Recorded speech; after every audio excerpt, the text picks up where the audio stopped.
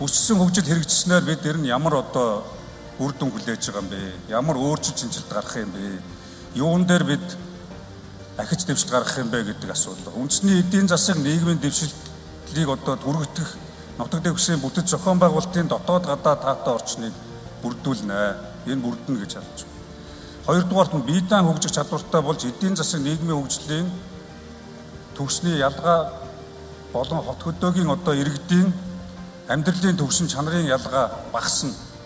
За хүн амын дутагшил суурьшийг онцтой тогтолцоо эдийн засгийн үйл ажиллагааны төрөлжилт, дагналшилт, хоршилт бүхий бүс нутгийг хөгжүүлэх боломж бодиттойгоор бүрдүүлнэ гэж 3 дугаарт үзэж байгаа. За 4 дугаарт бүсүүд бие даан хөгжих чадвартай болж бүс нутгийн эдийн засгийн нийгмийн хөгжлийн түвшний ялгаа эрс буурна. Иргэдийн амьдралын чанарыг үзүүлэлт өсөж хөдөлмөр эрхлэлт бас одоо нэмэгдэнэ. Хамгийн сүүлд хүн амын суурьшин нутаг дэвшлийн дэд бүтцийн хангамж шаардлагатай түвшинд хүрнэ гэсэн үг.